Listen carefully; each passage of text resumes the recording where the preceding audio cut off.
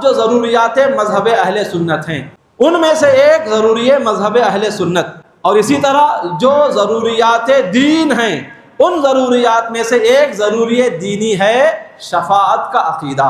یاد رکھیں، شفاعت ایک ایسا عقیدہ ہے جس کا تعلق ضروریات دین سے بھی ہے اور جس کا تعلق ضروریات مذہب اہل سنت سے بھی ہے۔ تفصیل کے اعتبار سے ایک ہے شفاعت کا لغوی معنی اور ایک ہے شفاعت کا شرعی اور اصطلاحی معنی۔ شفاعت کا جو لغوی معنی ہے وسیلہ، کسی چیز کو طلب کرنا، کسی چیز کو مانگنا، لیکن شفاعت کا مطلب شرعی اعتبار سے یہ ہے، یہ عقیدہ رکھنا کہ اللہ رب العزت کی بارگاہ میں اس کے اذن و حکم سے، اس کی عطا سے چند اس کے جو مخصوص بندے ہیں ان بندوں کا، گنہگار بندوں کے لیے، اللہ کے نافرمان بندوں کے لیے خیر طلب کرنا، بھلائی طلب کرنا، نجات طلب کرنا، جہنم سے آزادی کا پروانہ طلب کرنا، یہ ہے شفاعت۔ شفاعت کے بارے میں شریعت کا حکم کیا ہے، ضروریات دین سے کیسے تعلق ہے، ضروریات مذہب اہل سنت سے اس کا کیسا تعلق ہے۔ مطلقاً شفاعت کا انکار کر دینا، کوئی آدمی مسلمان ہونے کا دعویٰ بھی کرتا ہے اور یہ بھی کہتا ہے میں شفاعت کو مانتا ہی نہیں ہوں، کسی بھی طرح کی کوئی شفاعت ناحق ہے، حق نہیں ہے، شفاعت کا اسلام میں کانسیپٹ ہی نہیں ہے، اگر کوئی ایسا کہتا ہے تو وہ اسی وقت دائرہ ایمان سے خارج ہو جاتا ہے۔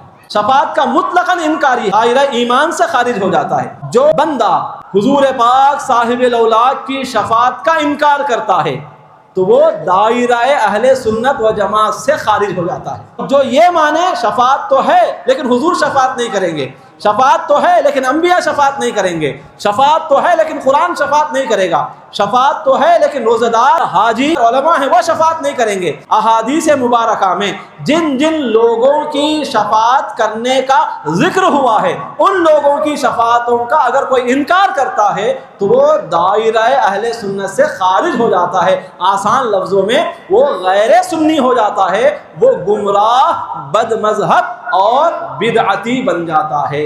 اسلام کی نظروں میں شفاعت کا کیا کانسیپٹ ہے، شفاعت کے تعلق سے اسلامی موقف کیا ہے، وہ انشاءاللہ آپ کی خدمت میں آج عرض کرنے جا رہا ہوں۔ قرآن کریم جب ہم پڑھتے ہیں تو ہمیں دو طرح کی آیتیں نظر آتی ہیں۔ چند آیتیں وہ ہیں جس میں اللہ تعالیٰ شفاعت کا انکار کرتا ہے کہ نہیں، کسی کی کوئی شفاعت قابل قبول نہیں ہوگی، آخرت میں کوئی شفاعت کرنے والا نہیں ہوگا، شفاعت کسی کے کام نہیں آئے گی، کسی کا کوئی شافع یعنی شفاعت کرنے والا نہیں ہوگا۔ اس طرح کی آیتیں بھی آپ کو قرآن میں ملیں گی۔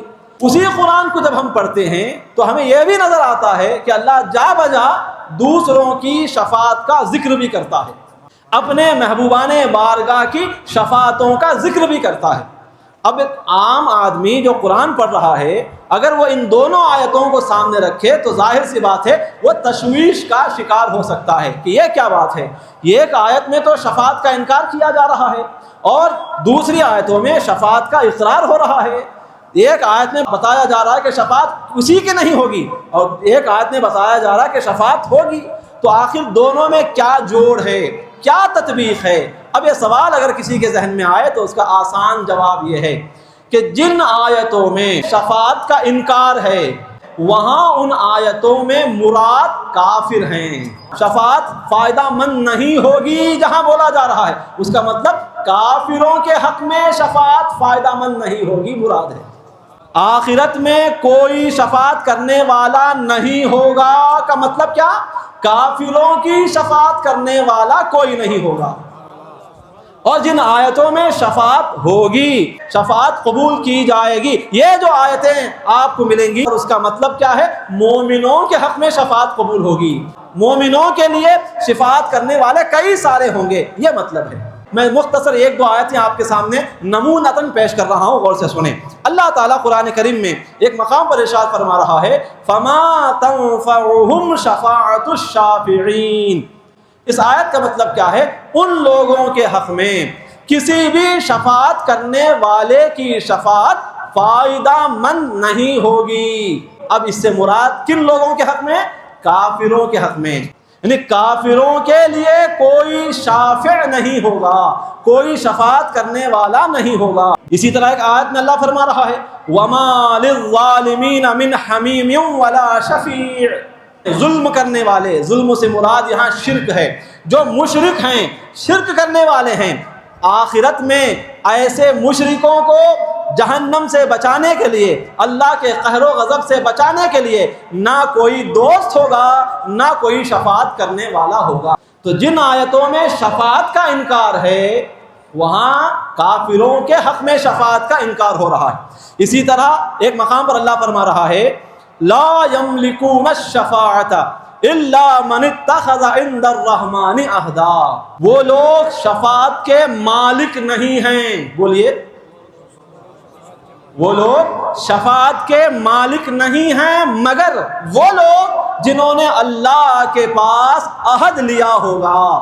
دو باتیں، پہلے تو انکار ہو رہا ہے لا یملکون الشفاعۃ، قیامت کے دن کوئی بھی شفاعت کا مالک نہیں ہوگا، شفاعت کرنے کا اختیار کسی کو نہیں ہوگا، الا من اتخذ عند الرحمن عہدا کہہ کر یہ بتایا جا رہا ہے مگر وہ لوگ جن سے دنیا میں شفاعت کا وعدہ کیا جا چکا ہے، جنہیں دنیا میں شفاعت کی اجازت مل چکی ہے، وہ لوگ آخرت میں اللہ کی بارگاہ میں آ کر شفاعت کر سکتے ہیں، کریں گے۔